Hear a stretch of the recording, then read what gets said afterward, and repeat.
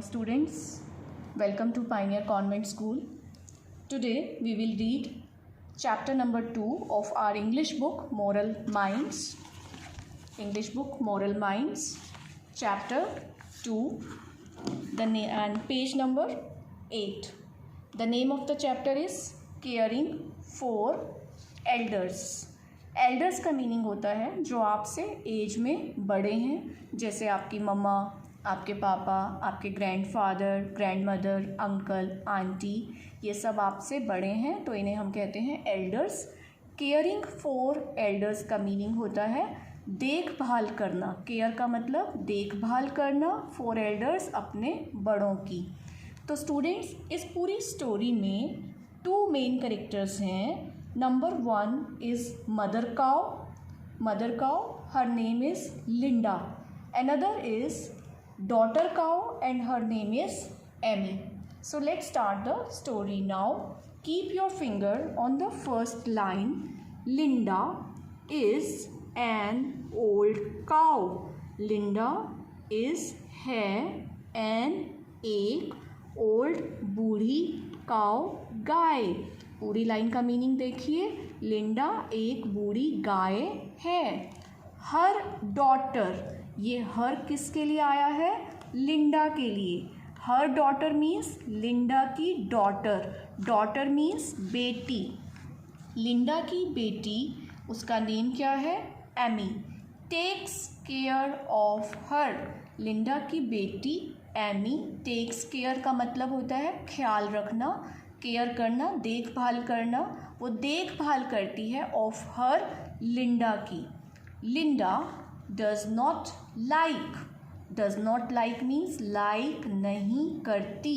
Linda like नहीं करती dry grass, सूखी घास को. ग्रास मीन्स घास. सो इसलिए शी इज़ नॉट ईटिंग. ये शी किसके लिए आया है? This she is here for Linda. She is not eating means Linda is not eating. She is not eating, वो नहीं खा रही. Amy gets angry. Who is Amy? Amy is the daughter of Linda. Amy gets angry. Angry means गुस्सा होना. Amy gets angry. Amy को गुस्सा आ जाता है. It is difficult. Difficult means मुश्किल. ये मुश्किल है. फॉर हर, उसके लिए. टू ब्रिंग, लेकर आना.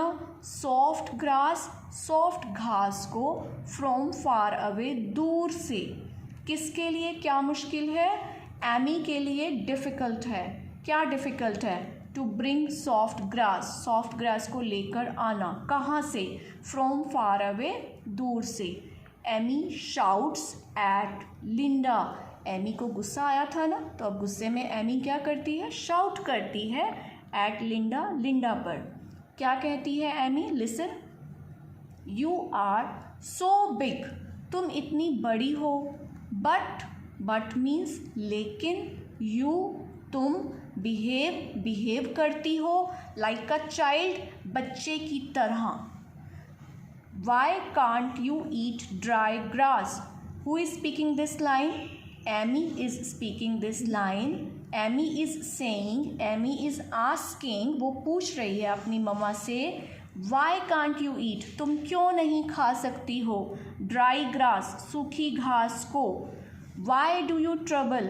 तुम मुझे trouble होता है किसी को परेशान करना. Why do you trouble me?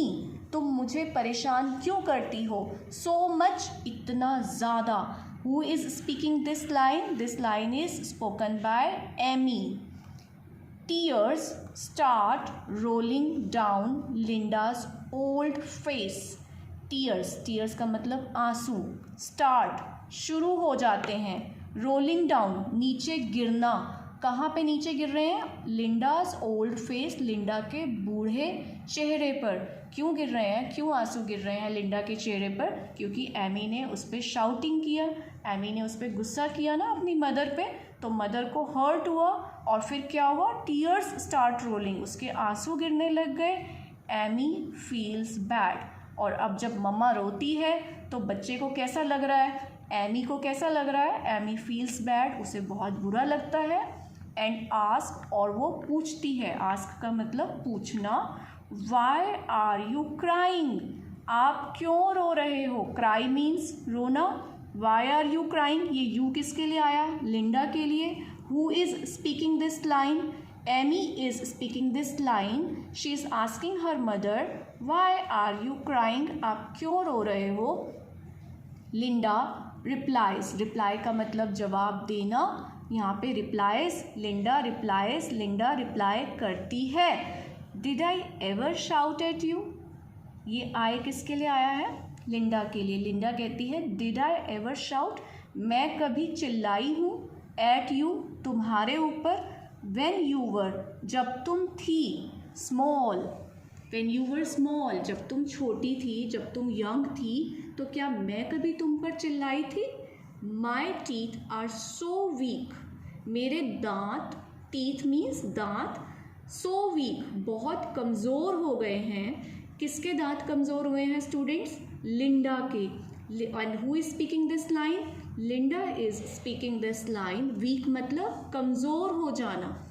I can't chew, first of all you tell me who is speaking this line, Linda is speaking this line. I can't chew, मैं चबा नहीं सकती, क्यों नहीं चबा सकती Linda, tell me, why can't Linda chew, because Linda's teeth are so weak. Learn this line with me, because Linda's teeth are so weak. I feel, मैं feel करती हूँ, so sick, sick means बीमार, and weak, और weak means अभी बताया था ना मैंने, weak means कमज़ोर, all the time, सारा time means हर समय, मैं अपने आप को कैसा feel करती हूँ, sick and weak. Now you tell me, how does Linda feel all the time? Linda feels sick and weak all the time. This is very important line. So you speak with me 2 times. Linda feels sick and weak all the time. Linda feels sick and weak all the time. I am your mother. मैं तुम्हारी mother हूँ. Who is speaking this line? Linda is speaking line. To whom is she speaking this line? She is speaking this line to her daughter Amy. क्या कह रही हैं लिंडा इन lines में? I am your mother. मैं तुम्हारी mother हूँ. And I feel very bad, और मुझे बहुत बुरा लगता है, मुझे बहुत हर्ट होता है, मुझे बहुत दुख होता है। व्हेन यू स्क्रीम, स्क्रीम का मतलब होता है चिल्ला कर बोलना, ऊंची आवाज़ में बात करना। व्हेन जब, यू तुम, ये यू किसके लिए आया, एमी के लिए। जब तुम scream and shout at me, जब तुम मेरे ऊपर चिल्लाती हो। तो स्टूडेंट्स आज हम इतना ही चैप्टर रीड करेंगे, बाकी का जो ये चैप्टर है ये हम कल रीड करेंगे। एक बार फिर से come to the first paragraph with me. See the first paragraph. Now we will underline the main words and the main spellings of this chapter. First line में कोई भी वर्ड डिफ़िकल्ट नहीं है, आपको ओल्ड की स्पेलिंग भी आती है, आपको काउ की स्पेलिंग भी आती है। So we will go to the next line. Next line में डिफ़िकल्ट वर्ड है डॉटर। सो आप डॉटर को अंडरलाइन करें ऐसे पेंसिल से, और इसकी स्पेलिंग को ब्रेक करके लर्न करेंगे हम। DAUGH, डॉ, DAUGH, डॉ, and then turkey spelling TER. Now it is easy for you, you can learn it. Next, let's go ahead. In the second line there is a word grass, GRASS, grass. Grass means घास. Next word is eating, EATING, eating means खा रही. Next word is angry. The spelling of angry is ANN-GRY, GRY. It's very easy. Let's go to the next word. Third line, last word is there, shout, SHOUTS, shouts. Shout means चिल्लाना. Third line में first word है हमारा difficult. Let's break the spelling first. DIFFI, diffi, then cult, CULT. The word is difficult. Difficult means मुश्किल. In the fourth line there is a word behave. Underline the word behave. Underline का meaning होता है word के under line लगाओ. तो behave. Now behave की spelling तो बहुत easy है. पहले B की spelling BEB, then have HAVE. behave का मतलब व्यवहार करना. Next spelling is child. CHILD. child means बच्चा. नेक्स्ट लाइन में हमारा न्यू वर्ड है ट्रबल. Trouble TROUBLE. ट्रबल का मतलब परेशान करना. सेकेंड पैराग्राफ में फर्स्ट वर्ड अंडरलाइन करेंगे students, tears. The spelling of tears is TEARS. Tears means आंसू. नेक्स्ट वर्ड हम लेंगे क्राइंग. CRYING. क्राइंग मीन्स रोना. Next word replies. REPLIES. LIES. Replies का मतलब जवाब देना. Next word is weak. WEAK. Weak means कमज़ोर. एक वीक की स्पेलिंग होती है WEEK. उसका क्या मीनिंग होता है? उसका मीनिंग होता है सप्ताह. उसमें जो डेज आते हैं Monday, Tuesday, Wednesday, that is called week. लेकिन ये जो वीक है इसकी स्पेलिंग चेंज है. इसमें ए आया है WEAK, जिसका मतलब होता है कमज़ोर. Next word chew. CHEW. आप जो भी खाते हैं कैसे खाते हैं? आपको च्यू करना पड़ता है ना, उसको बाइट्स करना पड़ता है बहुत सारा. That is called chew. Next word is sick. SICK. Sick means बीमार. कभी कभी आपको हो जाता है ना फीवर, तो उस टाइम आप क्या होते हो? उस टाइम आप होते हो sick. You are sick. Next word again scream. Scream. The spelling of scream is, आपको क्रीम की स्पेलिंग आती है? आप आइसक्रीम खाते हो ना, आपको आइसक्रीम अच्छी लगती है, तो उसमें क्रीम की क्या स्पेलिंग होती है? CREAM. उस क्रीम के आगे हम S लगा देंगे तो न्यू वर्ड बन जाएगा स्क्रीम. स्क्रीम मीन्स चिल्लाना.